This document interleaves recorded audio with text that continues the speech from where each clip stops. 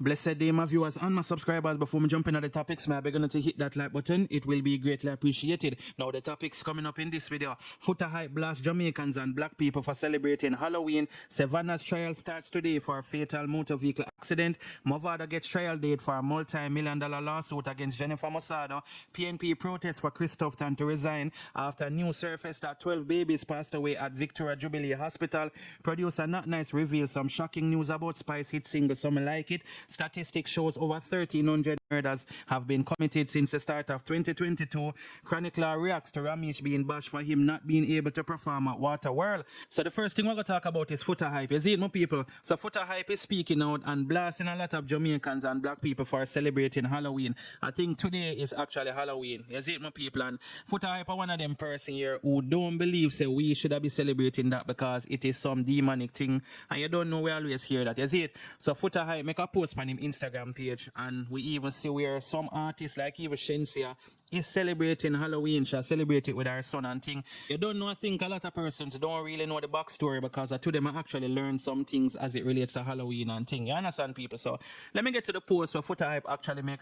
Only can tell me if you no actually agree with what Foota hype is saying. You understand? So Foota took to his Instagram for say, so black people denounce black magic but celebrate Halloween and force on their kids who are the future of our race. Then uno say uno love God. Uno black people are confused as if. And him go on for say in the caption, uno love everything the oppressor give uno and hate everything the ancestors give uno. This is sickening. Uno should have shame like dog. You see it, my people. So that's what Foota hype have to say. I remember, no people, this is not the first time Foota hype actually speak out as it relates to Halloween and thing. Remember this? Hear me say Foota hype. I know me have a little concern. For black people in general, but especially for Jamaicans. How much things you know embedded in yourself, you know, how much things you know giant, how much movement in a giant without studying the movement. And we're done in a Christianity, and we're done in a Christmas, and we're done in a Easter, and we're done in a Thanksgiving, when I follow up everything. And now when we take on Halloween, I see all over Jamaican people, black people, I take on to Halloween. Some people excuses, oh, the school and me don't want my picnic field left out. So if the school say if you throw your picnic over one building top, you gotta do it.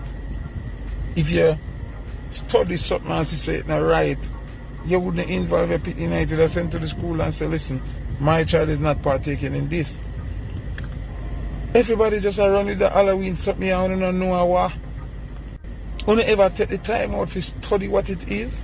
Just because it advertised now and it look like a party, a fun something. Timing of the year, imagery, energy will come with this. You are a part of a ritual and don't know.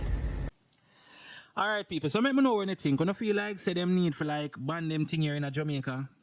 Because of course we see the parties them a keep just like in America. People are celebrated, people are dressed up. The only thing people now do is knock on your door and not talk about trick or treat or whatever you want to call it. But the parties them a keep where people are dressed up like vampires and all type of things. You understand what I say? So let me know what you guys think about this in the comment section. So now we're gonna talk about dancehall artist Mavado and basically give you the update as it relates to this multi-million-dollar lawsuit that him filed against Jennifer Mavado. You see me? We'll actually get the trial date when it go start and things. So let me provide you with some details. You see it? So it's a Mavado encouraged by new trial dates for Masado's fraud case. Former attorney at law Jennifer Mavado will stand trial March 1st to 3rd next year on allegations that she defrauded dancehall entertainer Mavado, whose real name is David Brooks, of more than $30 million. Mavado is very encouraged given the setting of trial dates, as what Senior Smith, Mavado's lawyer, told Dancehall Mag. The Not Perfect DJ wanted to give his testimony via video link from the US in the September trial. Senior Smith had made an application to this effect, but it is still unclear whether the entertainer will be granted permission to do so, as there has been talk of an outstanding warrant for the entertainer's arrest in relation to an incident years ago.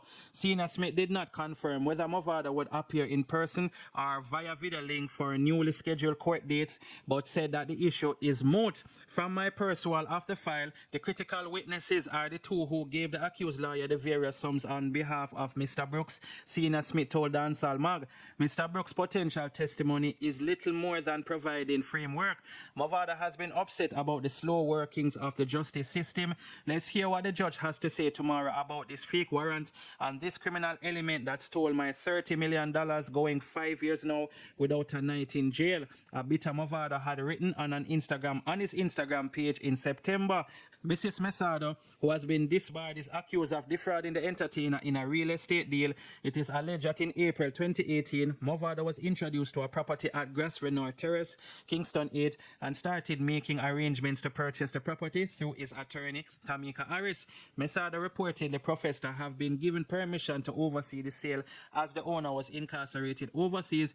Mavado later reportedly paid Mavado $30.7 million for the property and signed a sale agreement and a document giving him possession. However, it was later discovered that the property was not for sale and that the owner was not incarcerated. The owner of the property further indicated that he did not know Mavado and never gave her permission to sell the property.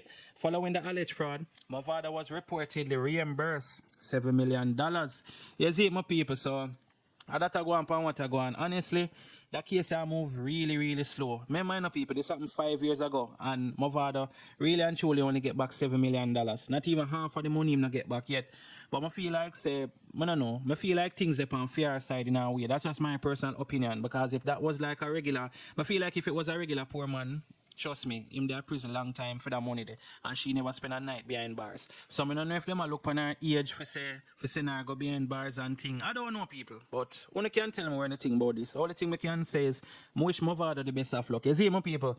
So let me know what you guys think about this in the comment section. So now we're going to talk about the leaders and supporters of the People's National Party who are currently protesting outside the Spanish Town Hospital in St. Catherine. They are calling for Health Minister Dr. Christopher Tufton to resign following revelations of a viral virus reaping havoc on children at some medical institutions. Party General Secretary Dr. Dayton Campbell says it is disrespectful that Minister Tufton kept this information on the virus private. You see, my people, so we're in the things, even though I really feel like said, information like this, if that is what Tufton did, Zine, it's not right to keep certain things away from the public, especially as it relates to like, virus and so many innocent babies losing their lives and stuff like that. Now, as it relates to PNP, I see all the people say them only attack because they are not any better, and them just use this as an opportunity for actually make the JLP look bad. So in other words, then people say PNP really and truly not care. Them just use this for try get out Tufton or for just make Labour right them look bad. You understand what I mean? Some people, so I don't know still, but you don't know the PNP people them out there protest and them are going with themselves and things. So what do you think? When I feel like say Tufton should actually resign, you see me, we talked about this sometime last week. And of course, that was just when people did attack on the internet. But right now, we see the man them take it to the streets and them actually a protest and thing.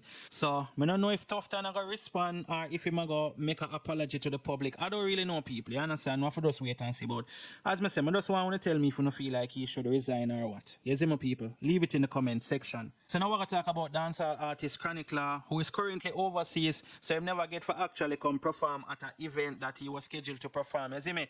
And it looked like at the party Rami should put on name Ray and Nephew Water World. You see my people, and that kept at Mass Camp. You see, so I guess Chronicler was supposed to be there and perform, and him never get to perform. So it looked like some people are bash Ramesh or whatever. So Chronicler actually put out an apology and made the people them know so what happened is beyond his control and also beyond Ramesh's control. You understand? Him couldn't reach a Jamaica in time. You see my people. So I play the video now, and you can tell me where anything about this in the comment section. You see it? Yeah, man, Water World, I don't know the thing going on, man. You see why I don't want to blame Ramesh, it's bigger than Ramesh and it's bigger than my problem of flight issues, you see me? The earliest flight I could have get on November the 1st, you see me? And it still wouldn't make no sense, we still wouldn't reach, you see me? So you know the thing go, man. Sorry about what go on, man. We're going to fix things for us, said we, man. Big up Ramesh said we, and I dog problem and my problem, you see me? I just some flight thing, you see me? Everything did set, man, but I just said go, you know the thing go. Outside. Alright, people, so that is what's taking place. Chronicler seem like him going to make it up to the fans them because you don't know people them want to see Chronicler and thing. So sometimes the fans them, act out on them, cuss on them, call your names on them. People all probably want back their money and all them things. I don't really know people, but either way, Chronicler put out that statement there and basically just want the fans them know why him actually never get for forward and perform. You see what I'm saying, people?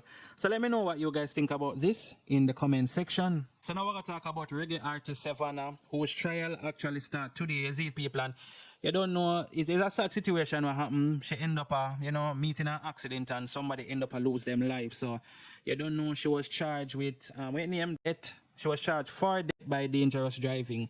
So you don't know the trial for that start today and thing. So let me get into this story so I understand what's going on. You see it? So it says Savannah's trial starts today for a fatal motor vehicle accident. Reggae singer Anna Shear Blake, professionally known as Savannah, will be tried for death by dangerous driving at the Westmoreland Home Circuit Court today. According to reports, Blake's attorney, Usain Morgan, will no longer be representing her at today's trial. Blake was charged following a 2021 incident wherein she was driving on May the 17th, a week after acquiring her driver's license when she crashed. There was one fatality from the collision, a female motorist identified as Ardia Cardell. Reports state that Blake was traveling in a Honda City on the Scotts Cove Main Road in Whitehouse, Westmoreland. She collided with Cardell, who was driving a Honda Fit in the opposite direction. Cardell was severely injured in the incident and succumbed to her wounds on May the 30th at the Black River Hospital. Following the incident, Blake was represented by Usain Morgan, who asked that his client be given unrestricted travel rights to advance her career. She was presented with an unconditional bail offer of $400,000. Meanwhile, Blake is promoting her single Love Me, produced by Panther. The nature-inspired video, launched in June, has since garnered over 1.1 million views on YouTube. So yeah, my people, as I say, what happened was an unfortunate situation. You understand? You don't know. This probably could have happened to anybody, but at the same time, because somebody lose them life and thing, this just them have to try her and all of them thing here because she was actually charged. So, I don't know how much years she'll look on if them end up finding her guilty or whatever it may be. Yes, what I'm saying, because I'm pretty sure this is not a case where she'll just pay some money or pay a fine or whatever. That's not the case. She'll look on time behind bars. You see it, my people. So let me know what you guys think about this in the comment section. So now we're going to talk about some statistics that I've seen on the internet as it relates to how many MUDERS was committed in Jamaica so far. You see me? Over 1,000, well, nearly 1,300. My bad, people. So this is what the story is saying. Boy, 1,300 people, a whole heap of people that, Anyway, this is what the story is saying. Nearly 1,300 MUDERS committed so far in Jamaica. Nearly 1,300 M have been committed in Jamaica since the start of the year, an 8% increase year on year. In the latest Jamaica Constabulary Force JCF statistics on serious crimes as at October 29th, a total of 1,294 homicides have been recorded. This represents 92 more when compared with the corresponding period in 2021. St. James, 178, Westmoreland, 125, St. Catherine North, 121, St. Andrew South, 119, and St. Catherine South, 104, are the top 5 leading police divisions when it comes to the M. Portland has the fewest M with 10, a 38% reduction when compared to the period under review in 2021. Connings, injured persons, and RAPE have also declined. Robberies have increased by 21%, while break-ins have gone up by 9%. There are 61 days remaining in 2022. In 2021, a total of 1,463 people were M. You see it, my people? So, definitely not a good look. You understand what I say? We shouldn't even see so much, not even half of this. You see me? No, when you see why so much people speak out and, I say, the government need to come with a solution quick and fast. But at the same time, people who have intel and them thing, them have to do the right thing. Because you have some people who look on it and say, treat not happen for them yard, them no business with it. Them knowing about them not talk because I know for them family and I know for them brother and I know for them this and I know for them that. You understand what I mean, people? So I want to expect things to get better, and the man them for living a love and unity star. Anyway, people, let me know what you guys think about this in the comment section. So now we're going to talk about producer Not Nice, who revealed some shocking information what me not even did know as it relates to the hit single where Spice have named Some Me Like It. Yeah, my people. So some I wouldn't know either, but let me get into this story so I understand what's going on. You see it? So it's a Not Nice says VP sent him a cease and desist when Spice Some Like It blew up. The dancehall producer Not Nice says he had received a cease and desist from the VP Records after Spice's biggest solo song Some Like It, which he produced, blew up. Not Nice was speaking on the Let's Be Honest podcast with the host when he made the revelation after the interviewer suggested that the biggest song he ever produced was Some Like It. Appearing hesitant at first, Not Nice replied, "It depends on what you call the biggest still. You know me not check. Here, yes, Some Like It still was a learning part of my career. Where Some Like It, it was just madness. Me nah cuss no bad word. It was basically a VP song. When I produced the song, me not know a VP in the picture. And then when the song blew up, VP came and said, yo, Spice are for them artists, season this is. Them want the song. So it's like, them say it's either me give them the song or shelf the song. So me say, alright then, I can't take out a history say me do the song. So that's still there. So I just good name, me do it for man. So me still not count Some Like It, but me name upon that same way. He explained.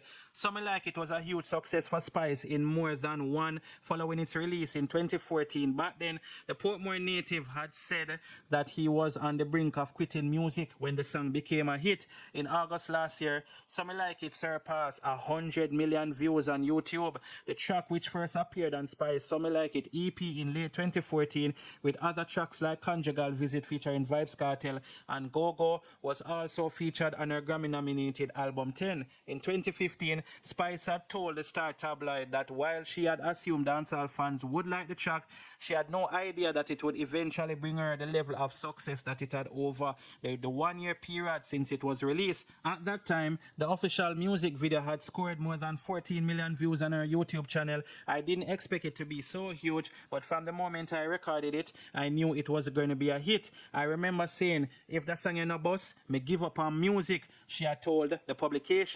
She had also pointed out that Some Like It did not become a hit by chance, as she had engaged in copious amount of street promotion following its release. In addition to the views, she also said that the song had also resulted in her getting booked for numerous shows every week, with 2 or 3 shows every weekend in section of Europe, South America, and most Caribbean countries. The song also resulted in Spice beginning to headline shows on her own, with as many as 2,000 people turning out to see her at club overseas. You see, my people, so that's not the full article. You can go check out over Dancehall Mag and you can read the full thing. But I'm going to be honest, people, I never know say Not Nice produce this. You understand what I say? But I don't know what him say. It seemed like some badness thing them use upon him. You understand? And I say, look, is either you shelf the song. Suppose him did shelf it, then people and say, yo, you can't put this out, you know, or whatever. Then, I don't know still, maybe Spice would have still up on the level, but that song there definitely yeah, the break what she did need. You understand? I mean, some more people. So I don't know. But anyway, people, let me know what you guys think about this in the comment section. And thanks for watching the video. Don't forget to like, share, and subscribe. Bless upon yourself until we drop the next video. I'm out.